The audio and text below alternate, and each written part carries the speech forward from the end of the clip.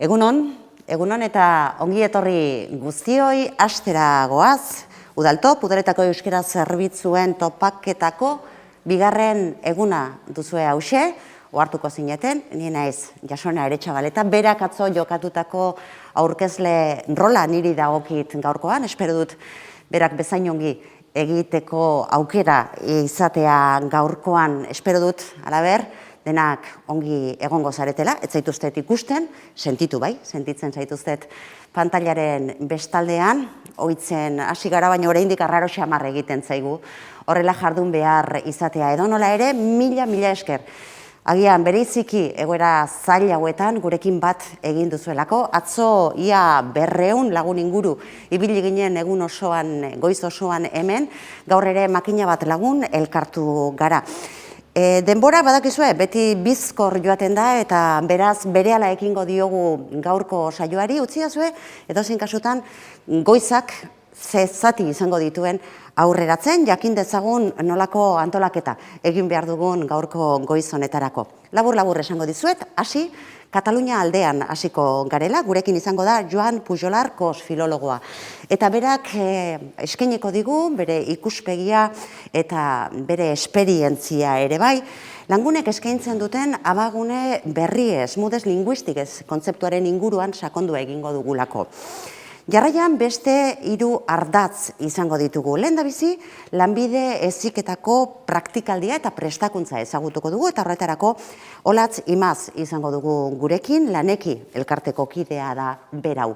Ondoren, harrera protokoloak jorratuko ditugu, eta horretarako bidaiatxo bat egingo dugu Euskal Herrian zehar bideoen bitartez. Eta azkenik, eta ondoren, Euskaraldiak sortutako aukerez eta emandako ariguneek, emandako ezagutzaz, Rita Aldabaldetreku izango da gurekin.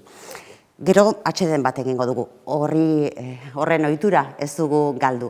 Ordula ordentxoa edo izango da bakarrik eta komeni zaizue, indarrak behar bezala berritzea, lantaldetako unea izango delako ondoren.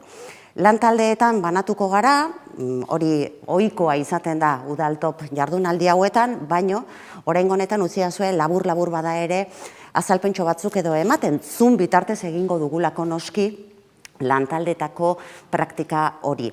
Zoom plataforma berak eramango zaituzte zuen lan guneetara, beraz ez duzue egin behar ezertxo. Hori bai, izen deiturak ongi jarri mesedez konexioan jakin dezagun nor den nor. Taldeetan banatzeko parteideek beraz ez duzue ezer egin beharko. Zoom plataforma berak eramango zaituzte lantaldeetara eta gero ondoren, lan hori amaitutakoan, berriz ere ekarri egingo zaituzte eta une horretan ia agur esateko unea izango da. Agur, baino umore puntu batez egingo dugu gaurkoan, aurten merezi duelakoan gurekin izango dugu bakarrizketa lanean hasi berria den, baino komunikabideetan aparteko eskarmentua duen, Antxon Telleria Lopategi. Beraz, hoxe izango da gaurko gure plana eta iruditzen baldin bazaizue, ekin egingo diogu luzamendutan galdu gabe. Esan bezala, lehenengo geldialdia Katalunia aldean egingo dugu. Badugu bertatik zer ikasi franko. Gurekin Joan Pujolar izango da. Luzea da bere eskarmentua adierazten duen esperientzia oharren sorta hau, beraz, utziazue ez konfunditzeko azaltzen behar bezala. Bera, soziolinguistikan katedraduna da, Oloten jaioa da, filologoa da, eta duela oso gutxirarte Kataluniako soziolinguistika elkarteko presidentea da. Gaur egun, Universidad Oberta de Katalunian informazio eta ezagutzaren gizarteko programako zuzendaria da. Bere lan lerroak edo bere ikerketa lerroak askotarikoak dira. Hizkuntza, kultura eta identitateari buruzko ikerketa taldeko zuzendaria ere bada, eta bere ikerketa sonatuen artean edo hizkuntzek identitatearen eraikuntzan jokatzen duten paperaz edo egindako lana da. Esan gabe doa, katalanez egingo du berak bere hitzartzea, eta Zoom plataforman ikusten baldin baduzue hor azpian, eskuinean baduzue interpretazioa jartzen duen esteka, bertan sakatu eta bertan entzun izango duzue aldi bereko interpretazioa. Ondoren, berari tartea eskaini eta gero, galderak egiteko aukera ere izango dugu, horretarako badakizue txata erabili dezakezuela, zuek galdera jaso eta guk helaraziko dizkiegu gure konbidatuari, gainerako konbidatuekin egingo dugun bezala. Txat zerbitzu edo sistema hori erabili dezakezue zumen, baita ere, nahi izan ezkero, Twitterren zuen galderak edo utzi, eta gogoratu bertan izango garela, goiz osoan ere, Udaltop 13 traola erabilita. Hoiek nire aldetik hasteko esan beharrekoak eta besterik gabe, oholtza edo pantalla eskainiko diot, emango diot gustu handiz, gure lehenengo gonbidatuari. Joan Pujolar, beraz zurea da hitza, moltes gracias, bon dia. Hola, egunon, eskerrik asko.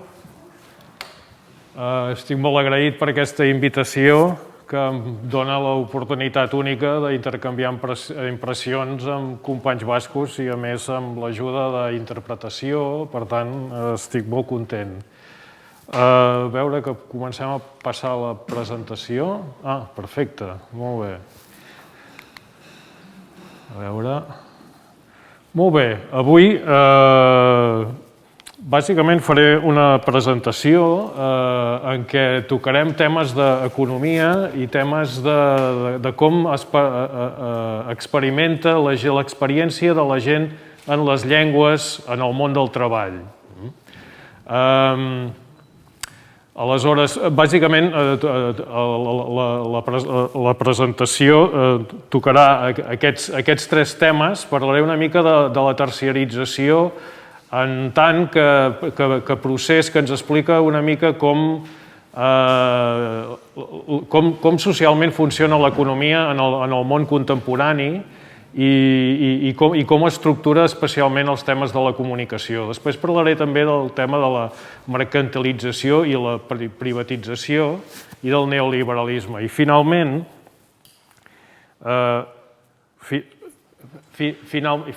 després explicaré un seguit d'experiències que hem anat recollint al llarg dels anys en les investigacions que hem fet a Catalunya, de com la gent entra en el mercat laboral i quina és la seva experiència lingüística. Donaré una mica ja percebut el context català, perquè crec que més o menys tothom el coneix. I passo una mica a parlar del tema de la terciarització. Des que han començat es van iniciar les polítiques de promoció de les llengües minoritàries a l'estat espanyol, en aquell moment no es parlava gaire dels temes de llengua i economia. Es parlava més de les llengües en un sentit de llibertats polítiques, en termes de dret a la cultura, etc. I ha estat, de fet, una mica més tard que entre els sociolingüistes han acabat veient i han acabat tenint consciència de la centralitat que té l'economia en el que són les llengües, i en el fet que moltes llengües minoritàries a Europa es perden, per exemple, pel fet que moltes de les comunitats, per dir-ho així, perden protagonisme en el procés de modernització de l'economia, industrialització, etc. Es produeix, per exemple, la migració del camp a la ciutat i això explica, diguéssim, la pèrdua de bases econòmiques de moltes llengües, explica també els processos de substitució i de pèrdua de moltes d'aquestes llengües, un fet que ja estem tots molt acostumats i veure que les llengües dominants primer comencen a implantar-se a les ciutats, en el que són els centres de poder polític i econòmic. En tot cas, pel que fa en el món contemporani, el que és important és que tinguem unes quantes idees de com també va canviant el funcionament de l'economia en el règim capitalista avançat en què estem i que té unes conseqüències bastant importants pel que fa a les llengües. Un dels aspectes més importants és el que anomenem la terciarització. El que coneixem com a revolució industrial del segle XIX, va ser el moment de la indústria transformadora, de la manufactura. Va ser el moment de la fabricació. En el context de la manufactura és un treball bàsicament físic, està tot organitzat en l'espai, amb el treballador que manipula les màquines, etc. Però durant el segle XX hem viscut un altre procés de transformació del propi capitalisme, que és el predomini del que anomenem l'economia de serveis o l'economia terciària. L'economia de serveis i l'economia terciària denomina múltiples formes de treball i de creació de producte que es basen, que van des del turisme fins a l'hostaleria, des de la cultura, els serveis a la gent gran, l'atenció sanitària, fins i tot el transport, etc. Però en tot cas, la gran majoria de la indústria dels serveis hem de ser conscients que té una base lingüística. Les assegurances, tota la indústria cultural, la literatura, el cinema, la creació, excepte dansa i amb algunes excepcions. Però hem de comptar que el màrqueting, les finances, que aquestes activitats econòmiques han fet que els llocs de treball que abans eren predominant físics acabin sent actualment predominantment lingüístics i comunicatius. És a dir, ara la major part de nosaltres no ens embrutem les mans per treballar, la major part de nosaltres, gran part de la nostra feina consisteix en comunicar-nos amb altres persones. Això és important per una qüestió, que vol dir que allò que Marx anomenava la força de treball, en aquest cas i actualment és fonamentalment lingüística. I ha fet que, a més, que les empreses cada cop donin més importància a la part lingüística del seu negoci i fins i tot planifiquin aspectes de comunicació. Si aneu amb un McDonald's a qualsevol lloc del món, és possible que canviïn de llengua, però l'estil que tenen d'interacció amb l'usuari és bàsicament el mateix. Els serveis de telèfon, etc., tenen tots uns guions de com han de parlar amb els usuaris, etc. I això el que vol dir també és que per al treballador les seves capacitats lingüístiques i les seves capacitats comunicatives són una part importantíssima del que està venent, del que està oferint en el mercat laboral. Molt bé, passant a un altre tema, el que seria la mercantilització i la privatització. Això és una mica la interacció entre el camp polític i el camp econòmic. D'alguna manera, el camp econòmic està imposant un règim polític en què es va imposant la idea de que els serveis, la producció de serveis, el subministrament de necessitats a la població, qui millor té capacitat de fer-ho és l'economia privada i, per tant, estem veient que molts de serveis que, no sé, aquí m'imagino que hi ha gent de diferents edats entre el col·lectiu que ens escolta, però els de la quinta del 64, que som jo mateix, doncs quan vaig néixer, tant els telèfons, la televisió, l'aigua, la llum, tots aquests serveis eren serveis de l'Estat. No només a Espanya, sinó a molts altres llocs. Hi havia diferències, òbviament, però a tot arreu hem vist que hi ha tot aquest procés de privatització que fa que cada vegada sigui més l'empresa privada la que controla la manera com les comunicacions en l'espai públic, disculpeu, això he tocat el botó sense voler, i molta part de com es regeix les nostres vides. Aleshores, entre aquesta privatització també s'està produint una privatització de les formes d'expressió de la gent, és a dir, cada cop més són les empreses les que determinen quin és el règim lingüístic impera en l'espai públic i això s'ha intensificat amb l'aparició d'internet en què el que veiem és que els espais d'interacció social estan controlats per empreses com Facebook, Google, etc., que són els que d'alguna manera regimenten quines llengües es poden fer servir, com es poden fer servir, quines llengües poden ser d'interacció, etc., però també les maneres en què els ciutadans es poden relacionar i es poden interactuar entre ells. Hem vist també que la mediació que abans es feia a través de la premsa i a través de les administracions del tipus de llengua que es vivia en l'espai públic, doncs internet i la missatgeria instantània l'ha desarticulat. Ara tothom es pot comunicar en l'espai públic directament, sense mediacions, sense correctors, etc. Per tant, més que res que tinguem en compte que el neoliberalisme està transformant d'una manera total, diguéssim, l'ecologia lingüística en la qual vivim. I dins aquesta ecologia fins i tot hi ha la idea de convertir les llengües i les cultures en productes, perquè és que si tot s'ha de gestionar en base al valor en què el pots aconseguir en el mercat, aleshores podem veure que jo en el cas de l'euskera no el conec exactament, però en el cas català, quebequès, galès, etc., també comença a haver-hi processos de dir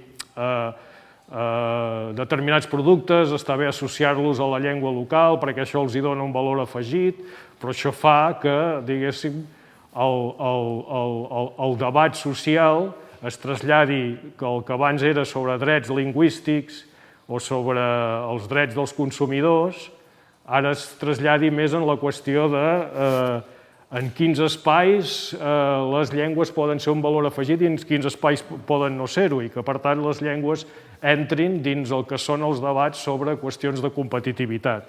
Per tant, aquí hi ha qüestions que estan transformant molt la manera que utilitzem les llengües en l'espai públic i la manera que parlem sobre les llengües en l'espai públic. I després, una cosa també molt important que després en parlaré molt quan parlem del tema de les llengües a l'espai laboral, és el que el neoliberalisme també té una idea de què és la persona, de què és el subjecte social. I aquesta idea és que, bàsicament, hi ha una frase molt coneguda de Margaret Thatcher, que en un determinat moment en un programa de ràdio, quan algú li va dir és que la societat no sé si acceptarà, etc. I la Margaret Thatcher va dir és que no existeix això que se'n diu la societat, només hi ha individus. En el règim neoliberal es concep que hi ha individus que tenen uns desitjos i que el mercat s'organitza per satisfer aquests desitjos, però que no hi ha comunitats. I això és important, quan parlem de les llengües, és important ser crítics sobre aquest tema, perquè les llengües són totalment el contrari d'aquesta idea. Les llengües no tenen cap sentit si no hi ha una comunitat. Les llengües no podem parlar cap llengua si ningú no escolta. Hem de tenir algú amb qui parlar. I, per tant, les llengües i els temes lingüístics, d'alguna manera, tenen una tensió constant amb la ideologia dominant neoliberal de la política. Molt bé, doncs comencem a parlar de mudes.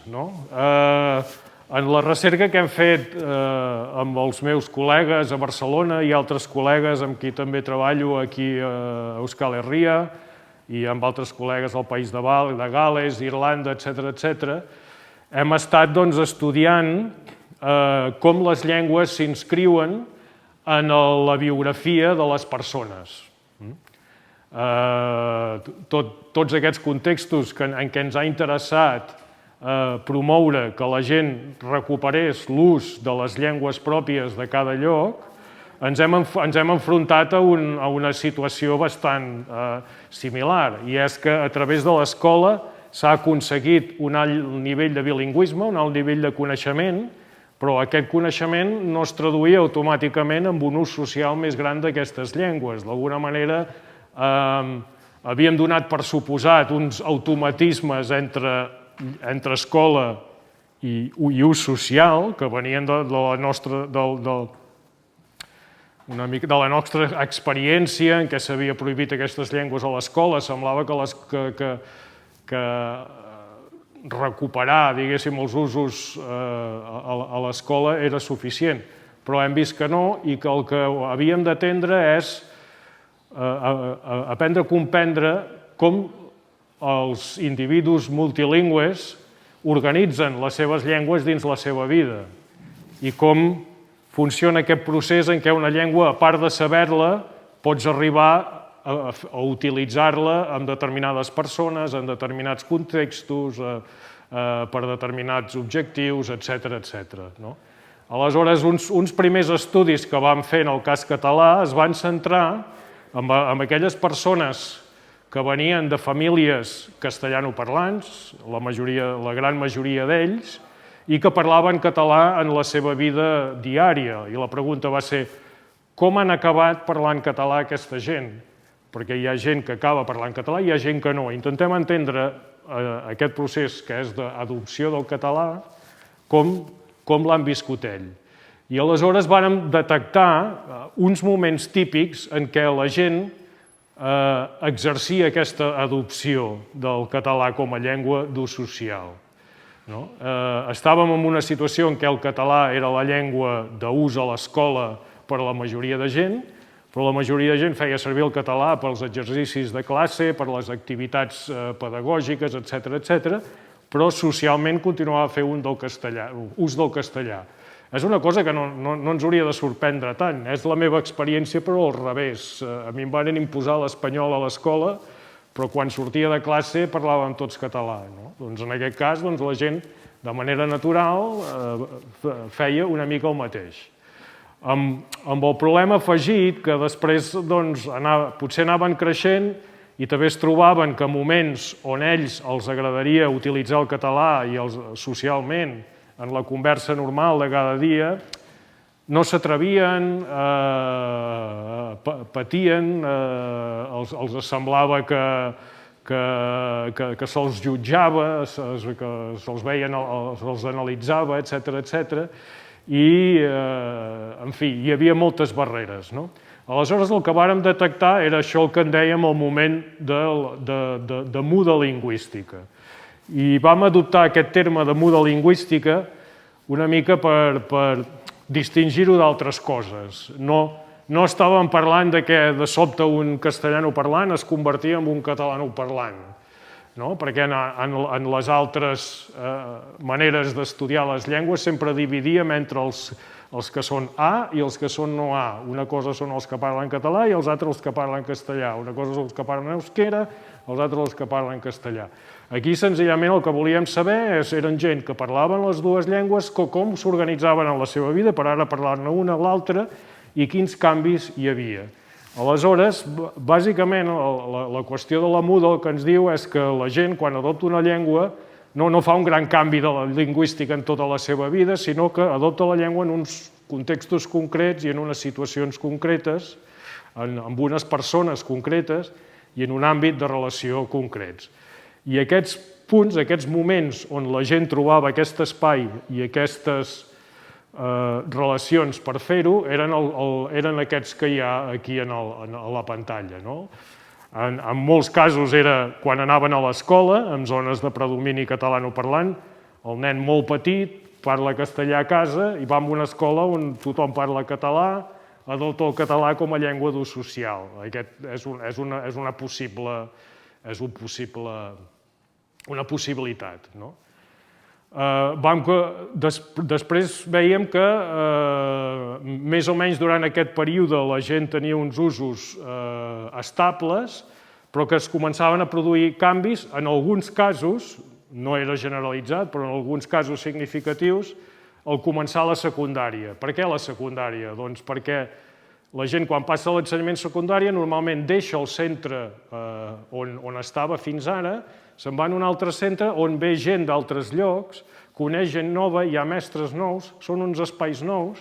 Aleshores, en aquest nou context, té l'opció, a vegades, o li pot aparèixer l'opció de que hi ha gent que parla català, veu gent que parla català, doncs hi ha oportunitats, hi ha opcions. Hi ha gent que feia servir aquestes opcions i que aleshores començava a parlar català en uns espais. Un altre espai molt típic també de muda, d'adopció de l'ús del català, era la universitat. I això ja, òbviament, per a aquells que anaven a la universitat. Per tant, aquí era ja una oportunitat que estava socialment bastant diferenciada. Però la universitat és un lloc on hi va gent de tot Catalunya, tu encara que estiguessis en un barri on predominés molt el castellà, a la universitat començaves a adonar-te que hi havia molta gent que realment feien servir català, allò que deien en una entrevista un que tenim, esos que hablan catalán todo el rato, que deien, no? Aleshores, aquest era un altre entorn on la gent explicava que allí, una mica fora de casa, amb nova gent que trobava, doncs feia aquest canvi lingüístic. Després n'hi havia altres moments importants. Un era conèixer una nova parella. A vegades el fet de conèixer una nova parella implica adaptar-se a la llengua de la parella. Després tenir fills i filles, que a vegades hi ha aquesta decisió de parlar amb aquesta llengua amb els fills i les filles. I un altre que per nosaltres era, de fet, el més important, és on hi havia clarament més canvis, era quan la gent s'incorporava al mercat laboral. La qüestió d'anar en un entorn de feina on s'utilitzava el català o on era necessari d'utilitzar el català en uns moments concrets. Aleshores, intentem ara baixar una mica i veure la veu de les persones que han fet aquest canvi. En veurem diversos exemples. Aquí el primer que he triat és un especial, és un debat de grup entre adolescents i té l'aspecte d'interès una mica especial perquè es tracta d'un perfil d'adolescents, que també n'hi ha molt a Catalunya, que es neguen a parlar català, és a dir, parlen català o fan servir català només en els exàmens, en els exercicis on és estrictament obligatori, però a partir d'una certa edat, tot i que poden haver parlat català durant la primera infància, doncs contesten en castellà amb els mestres, etc. Aleshores hi ha un perfil d'estudiant que ja en etapa infantil i especialment en etapa adolescent fa com un posicionament lingüístic d'afirmació de l'ús del castellà. I aquests eren gent d'aquest perfil. Aleshores, aquí, en aquesta entrevista, hi ha l'entrevistadora que diu: o sigui que tu, la immersió forta amb el grupet d'amigues que vas fer a l'ESO, diguem que eren... Ai, perdoneu, ara m'he equivocat en l'exemple. L'exemple aquest que us he explicat dels d'afirmació castellanoparlant és l'exemple que ve després. Aquest és un exemple de muda lingüística en el moment d'entrar a secundària. Que diu... O sigui que amb el grupet d'amigues que vas fer a l'ESO, diguem que eren catalanoparlants la majoria. Diu, sí, o sigui catalanoparlants, de família totes castellanes, i entre nosaltres ens parlem català. I com va ser això? Això passava més fa 10 anys que no ara, però també era possible. Diu, tothom s'ho pregunta, va ser que ens vam conèixer així, i això que passa que quan coneixes algú, doncs com que vas amb la classe, que està en català tal, i, bueno, parles català, i s'adonen que són de famílies castellanoparlants al cap de temps, no? Sí, ja costa molt de canviar d'idioma. Si elles anaven a una escola pública i elles ja feien les assignatures en català, jo venia de fer-les en castellà i l'entorn i tot era propici pel castellà, és a dir, aquesta experiència de dir, venim d'altres centres, ens coneixem ara podem començar una nova relació i podem decidir en quina llengua és aquesta relació. I després ens van trobar i ja coneixes parlar en català i ja continues amb un idioma. Llavors vas parlant, et vas coneixent, i això hi dius, hosti, mi padre és de no sé dónde, mi padre... I et sobta, no? Diu, però és així. Veiem la següent. I aquest era el perfil que explicava abans de la gent que afirma, que s'afirma com a castellanoparlant. Diu, i estaven debatent sobre què farien un dia quan treballessin, que eren adolescents, eren de 15 anys, crec. Y diu, pero tú imagínate que estás haciendo esto administrativa y te cogen diu, en el ayuntamiento, l'altre diu, en el ayuntamiento, diu, en el ayuntamiento por decirte algo, y te viene una persona mayor o quien sea, tía, hablando catalán, tú no le vas a contestar en castellano, no? Aquí per nosaltres el que era important era, diguéssim, aquesta visió espontània de dir jo puc fer la meva afirmació lingüística a l'escola, però el dia que treballi hauré d'actuar d'una altra manera i tenir-ho totalment assumit i afirmar-ho d'una manera, a més, bastant emfàtica, no? Molt bé. A veure, més mudes a la feina. Per exemple, la Glòria. Aquest és el cas d'una persona que ja de gran, crec que era infermera, se'n va a treballar a Catalunya pel sistema sanitari català, que demanen que tinguis el nivell C de català i que el sàpigues fer servir, no te l'exigeixen sempre abans d'aconseguir la plaça, però te'l fan agafar mentre exerceixes. Però hi ha molta gent que aconsegueix, fa les proves de català, però continua també utilitzant el castellà de tota manera. Però sigui com sigui, aquesta era una persona que va fer l'opció de dir no, doncs jo al lloc de treball, quan em trobi que he de servir amb gent que està utilitzant el català, jo utilitzaré el català. Però, esclar, ha de fer un aprenentatge. No el parles perfectament des del principi. Per a molts això és un obstacle important, no parlar-lo prou bé.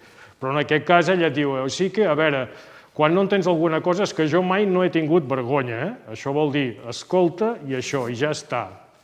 I ja, a principi de començar a parlar, a veure, doncs a vegades digue-li que es posi, i jo decia, digue-li que es posinga. I ell decia, es posinga, no, que es posi, doncs que es posi, o sigui, el fet de no tindre vergonya, és una mica embolicat, això és com la gent s'expressa normalment a vegades, fa que la gent et corregeix i tu puguis parlar bé, no? És a dir, per ella, doncs era dir, encara que parlis malament, tu vas parlant i ja aniràs fent. Aquesta actitud també hem de tenir en compte que no està socialment distribuïda d'una manera igual. La gent que ha tingut una bona trajectòria educativa, que té confiança en si mateix, no li fa por exposar-se en aquestes situacions. Per tant, una mica l'àmbit laboral també posa molta gent en una situació en què sí, potser jo tinc un problema amb aquesta llengua, però és un problema que jo el puc solucionar, perquè jo he solucionat tots els meus problemes, jo he aconseguit treure'm la carrera, jo les coses les sé superar.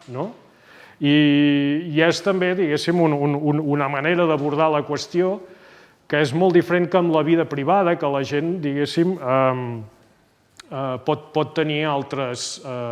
Hi ha més diversitat i pot tenir altres maneres de tractar el que signifiquen les llengües per la intimitat, etc. Aquí, por ejemplo, digo, al menos en mi trabajo, que trabajo de cara al cliente, pues te encuentras con gente que habla catalán y que habla castellano. Y empecé a practicarlo así, a hablar a los clientes en catalán. Aquí la cosa que és... Hem de pensar, jo no sé fins a quin punt a Euskadi les coses, o a Euskal Herria en general, les coses funcionen exactament a la mateixa manera, però a Catalunya, per exemple, pesa molt la biografia o la història de cada relació. Quan amb una persona has començat amb una llengua, a la gent li costa molt canviar-ho. La gent ja ho fa, a vegades si fas un esforç, ho fa. Però la majoria de la gent considera que és com un comportament antinatural. Però, en canvi, quan estàs atenent en un lloc, aquest problema no el tens, perquè cada vegada t'arriba gent nova. Per tant, cada vegada et pots reinventar tu mateix. La gent no et dirà, coi, però si tu no parles aquesta cosa, no tens aquesta història. I l'altra qüestió és que, per exemple, en una situació com aquesta en què estàs atenent gent, tu ets l'expert, tu ets el que domines la cosa de què s'està parlant, tu ets el que dones la informació, tu ets el que tens tots el context. Aleshores, tu estàs en control i, per tant, tens molt més marge per aprendre el vocabulari de tot allò de què estàs parlant, de preveure totes les situacions, de fer assajos, etc. Per tant, estàs en un context on allà pots començar i pots agafar confiança i pots fer-ho amb menys risc i, a més, ho pots fer en qualsevol moment, perquè si has estat uns quants mesos fent-ho sempre en castellà, és igual. Un dia pots començar a fer-ho en català i no serà estrany, perquè no estàs lligat a cada moment, no és una relació concreta que tens allà. La Furba era una persona que havia vingut a viure a Catalunya de nacionalitat nepalí i que explicava que primer a més va aprendre més el català que el castellà i deia, bueno, però el meu castellà és quasi totes les persones que vaig conèixer, per exemple, les persones que m'han donat feina, que m'han confiat i donat feina i com a cabarera trobava molta gent i això ho vaig aprendre més ràpid i després ja he anat al centre de normalització també. És a dir, que en ser una relació no necessàriament tan personalitzada, la gent pot actuar amb les llengües d'una manera com més formal i més distanciada.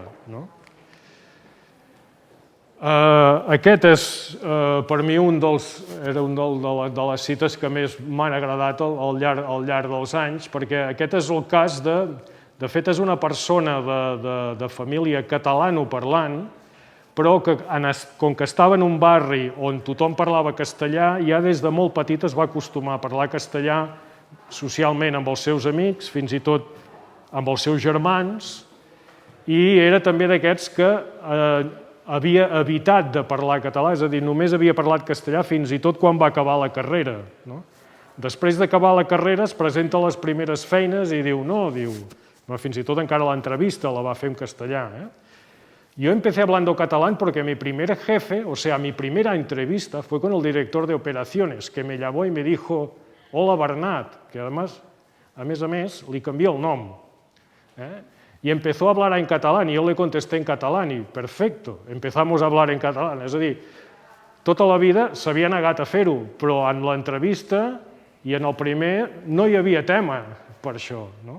Y el primer jefe que tuve allí, que él no fue mi jefe directo, sino que me dijo, ahora te voy a presentar a tu jefe, que era el director de calidad, pues vino y también era catalán. Y empezamos a hablar en catalán y a partir de allí sí que todo el entorno era catalán. Y el entrevistador, ¿y tú viste que allí todo era catalán? Allí lo que pasa es que allí los mandos era catalán, todos hablaven catalán y los operarios era castellano, que aquesta era una... Això cada vegada és menys així, però era una... especialment en les empreses de tipus industrial, diguéssim, el taller, en llocs com a Barcelona, el taller era més castellanoparlant i la direcció era més catalanoparlant, una mica com passava amb l'anglès i el francès al Quebec, també. Aleshores, aquí hi ha una mica unes indicacions dels temes de diferenciació social i llengua que són típiques de Catalunya. I en aquest mateix cas, que a més va parlant, que a més va acabar sent el referent a l'empresa per practicar català d'altres persones. Y mejor sí, y además es un valor añadido, que en otros sitios no, pero allí sí, saber catalán es un valor añadido. Yo, por ejemplo, trabajar con profesionales que no saben catalán y me lo decían, hostia, dice, yo no sé catalán y lo pasaban mal, porque estabas en una reunió, tothom parlava català i tu havies de ser el que sortia i que donava la nota, per dir-ho així. Te lo decían, diu, sí, diu, porque con ellos algunos me decían, a partir de ahora vamos a hablar catalán tú y yo, porque yo no sé catalán y ahora aprenderé catalán profesionalmente, no por su vida personal, sino profesional. O sea, que algunos se sentían y ya decían, hostia, porque estamos en las reuniones y todo el mundo habla catalán y yo tengo que hablar castellano. Diu, sí, he conocido gente a niveles profesionales y se lo pasan mal. Molt bé. Vale, a veure, deixeu-me consolar les notes, que no m'hagi deixat cap tema important. Jo crec que una de les coses que sí que és important és que apreciem que, per exemple, el debat sobre si les llengües s'imposen o no s'imposen, sobre si aquesta és la meva llengua o no és la meva llengua, pot tenir molt sentit en l'àmbit educatiu, i és un debat que circula en l'àmbit educatiu, i en les colles juvenils ho hem detectat, que hi ha determinades formes de cultura juvenil que s'expressen més en castellà, que s'expressen més en català, etc. Però, en canvi, quan parlen de l'àmbit laboral, aquesta gent, el debat canvia totalment. En l'àmbit laboral no hi ha imposicions. En l'àmbit laboral hi ha un valor añadido, com diu ell, i tu pots optar per les teves capacitats, mostrar-les o no mostrar-les, mostrar-te disposat a operar d'aquesta manera, a fer servir aquest recurs que et pot anar bé per A, B o C, o pots no estar-hi disposat. I ja ho pagaràs tu, si de cas. Però en l'àmbit laboral, diguéssim, no et plantegen de dir, és que aquesta empresa m'imposa l'ús d'una llengua o d'una altra.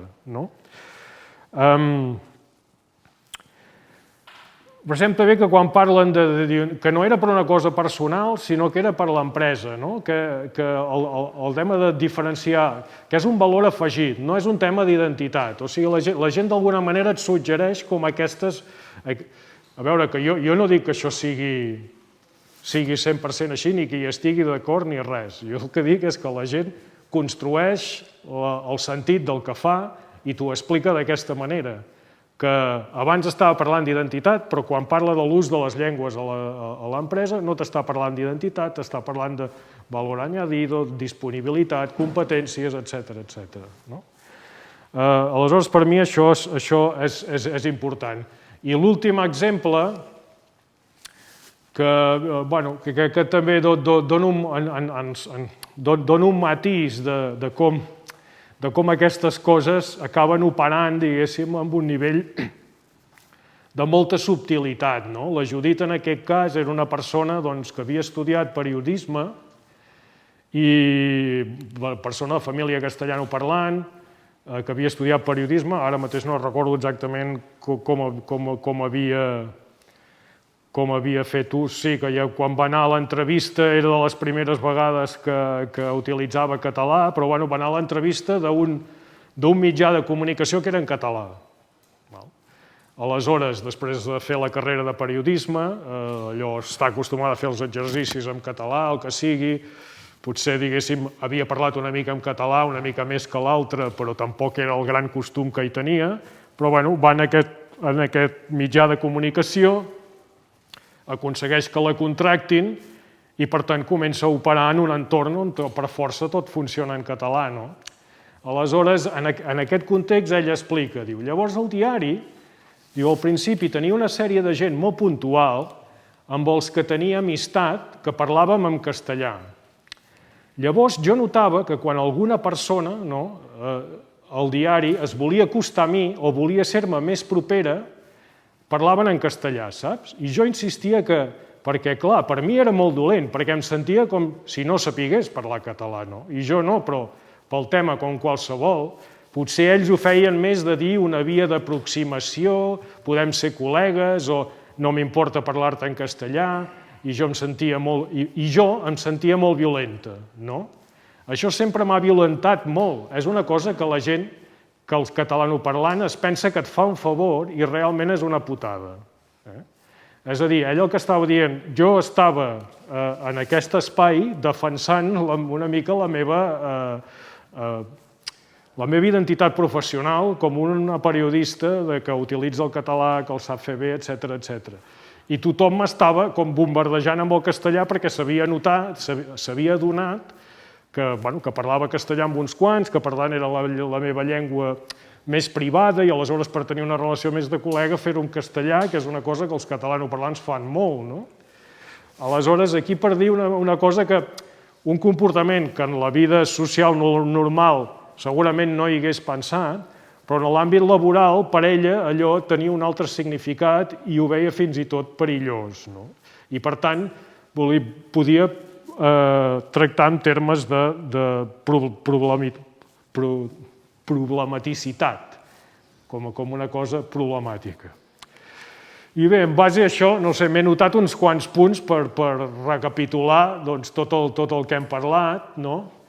I sobre el que m'ha semblat que podíem tractar i que podríem haver après de totes aquestes observacions i reflexions. Una que, quan parles de la gent del tema de les llengües en el lloc de treball, és important tenir present que no estàs parlant d'aquella situació, d'aquell moment concret, sinó estàs parlant, la gent està pensant en tota la seva trajectòria professional. La gent té diverses feines, va canviant de feina. A veure, a Catalunya pots anar a molts de llocs que es parla en castellà i que no et demanaran que parlis en català i gairebé no l'hauràs de fer servir mai. Però no saps que pots tenir una altra oportunitat en un altre lloc on el català sí que el necessitaràs. I la clau és una mica això. La gent, en el moment de començar la seva vida laboral, es planteja el tema de les llengües no com que si aquí jo ho he de fer, no ho he de fer, sinó que a llarg termini què és el que més m'interessa. I a vegades es queixen en molts de llocs que diuen em van fer l'entrevista en català o ens van fer un examen en català i vaig a la feina i allà no el puc parlar. Una altra cosa que hem de pensar que aquestes mudes, aquestes adopcions, aquests canvis de llengua no són grans transformacions identitàries i aquestes grans transformacions identitàries hauríem de discutir què poden ser, però que bàsicament el que són moments de socialització de les llengües que no necessàriament han de tenir una gran importància política de la identificació de la gent, de la integració, etc., però que en canvi són molt importants com a canvis qualitatius en què la gent de sobte es veuen a si mateixos com capaços de parlar aquella llengua i capaços de fer un bon paper, diguéssim, de sortir-se'n, de triomfar parlant aquesta llengua. I per tant, diguéssim, un cop s'ha superat, ajuden molt a superar, diguéssim, aquest moment de dir que en català a vegades diuen llançar-se, t'has de llançar, com si parlar català fos una mena de conducta de risc. Aleshores, des d'un punt de vista de polítiques lingüístiques, aquests moments són molt importants perquè representen aquest trencament de barreres que, a més, moltes vegades obre després la possibilitat que és molt més fàcil que la gent adopti l'altra llengua a l'hora de parlar a la vida privada, etc. La gent comença a parlar-ho en el barri, a les botigues, etc. Per tant, l'àmbit laboral planteja oportunitats importants per a les polítiques lingüístiques. Els subjectes busquen mostrar les seves capacitats. Per tant, tota aquesta gent que ha après euskera, que ha après català, etc., estan també buscant en algun lloc que digui tot aquest esforç que he fet, jo vull mostrar que el sé posar en solfa, el sé posar en funcionament. Hi ha totes aquestes oportunitats de les persones noves i espais nous, i a més hi ha feines en què contínuament coneixes persones noves i espais nous. I també l'avantatge que la gent a vegades pot fer aquesta separació entre la intimitat i el rol professional, perquè si considera que la llengua és una cosa molt íntima o que li demana molt, però que en canvi en el món professional pot dir, bé, doncs jo en aquests moments faig servir aquesta llengua i la puc fer funcionar, és com una mena de separació identitària que realitza. I ho pot fer en un entorn i en una activitat que la persona domina i controla. Que això per mi és important, diguéssim que es redueix aquest patiment per el quedar malament o a vegades en l'àmbit privat, si una persona t'han associat molt amb una manera de parlar i una manera de dir, si canvies de llengua la gent et troba fals o et troba estrany. En l'àmbit professional això no passa tant. I, en fi, ja les últimes reflexions.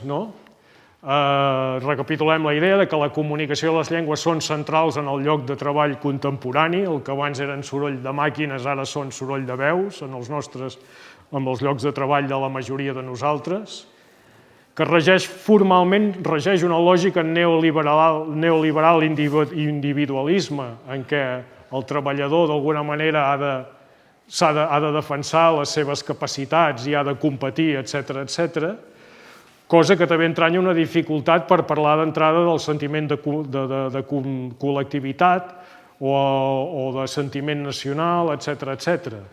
Es parla més de valor afegit, però de totes maneres aquesta tensió s'ha d'aprendre a gestionar perquè les polítiques lingüístiques tampoc no tenen sentit si no parlem d'un sentit de comunitat.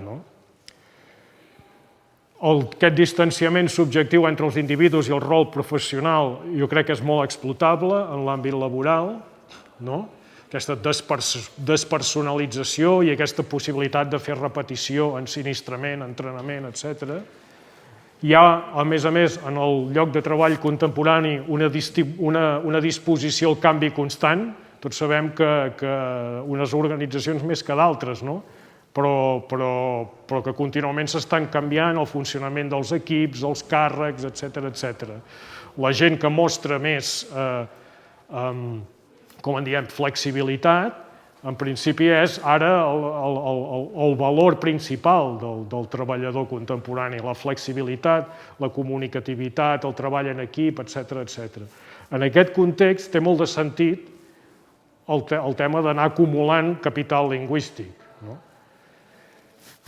I ja està, aquestes eren totes les reflexions i a partir d'aquí podem entrar, entenc, en un període de comentaris. Horixe da gakoa, iruditzen baldin bazaizue momentu honetan behin entzundakoan jadanik zer marko orokorra eman digun eta nola eraman gaituen gainera hainbat gakoetan sakontzera, orain zuen txanda da, galderak egiteko aukera zenutela eta galdera egiteko aukera duzuela badakizue, Zoom plataformako txata erabiliz, eta okerrez banago bakarren bat badugu, beraz entzun egingo dugu, euskeraz egingo dugu galdera, eta Joanek itzulpen edo interpretazio zerbitzua erabiliz, gero bere hizkuntzara ekarriko du. Beraz, aurrera nahi duzuenean galderekin. Bai, Joan, lehenengo galdera da, ea zein da gaztetan edo unibertsitatera salto egiten danean gertatzen den muda linguistiko horren eta lan mundura salto egiterakoan ematen den edo eman daiteken muda linguistiko horren artean. Zeintzuk dira desberdintasunik handienak?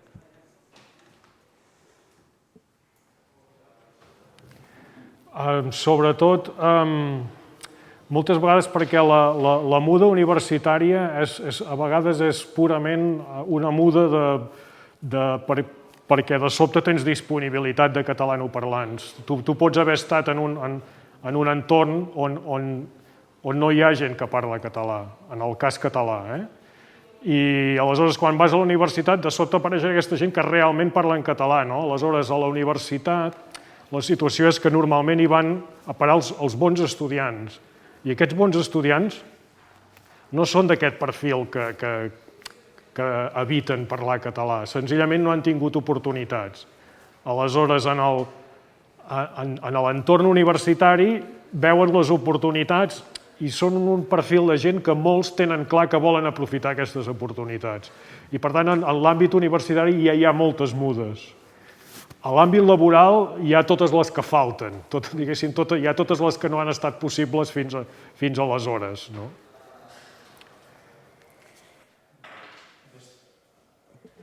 Bigarren galdera bat dator,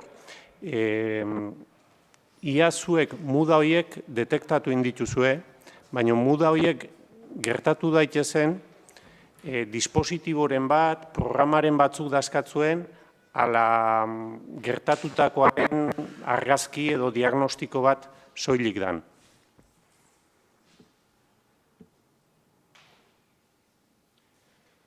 El que he presentat és sobretot una radiografia. Sí que hi ha hagut algunes iniciatives locals i a mi em comentaven, per exemple, els meus col·legues la Facultat d'Educació de la Universitat Autònoma de Barcelona, que tenien com una mena de protocol a principi de primer curs en què parlaven amb tots els estudiants, i especialment les estudiants, que la majoria eren dones d'allà, i els deien específicament: avui teniu l'oportunitat de fer ús social del català amb la gent amb qui coneixeu avui de nou. Diguéssim, ja els explicaven això explícitament.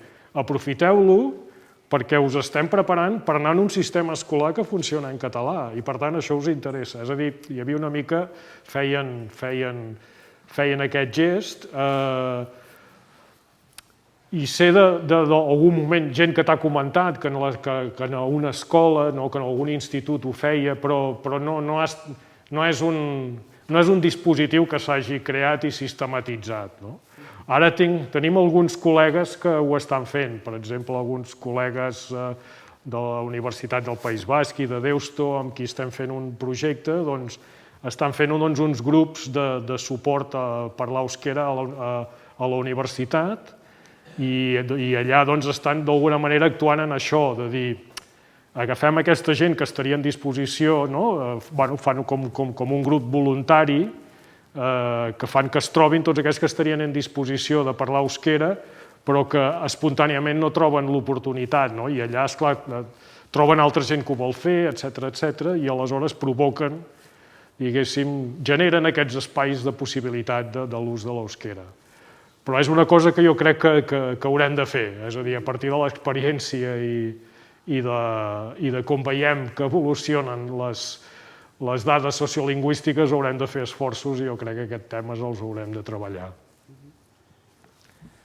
Bai, hirugarren galdera bat dator, horrekin oso lotuta, eta Euskal Herrirako kasura etorrita, horrela dio: guk egin dezakegunarekin lotuta, nola prestatu daiteke lan eremu bat aldaketa edo muda linguistikoak modurik erosonean gerta daitezen.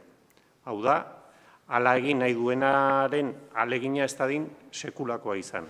Zein motatako esku hartzeak egin daitezke lan munduko muda hori eragiteko?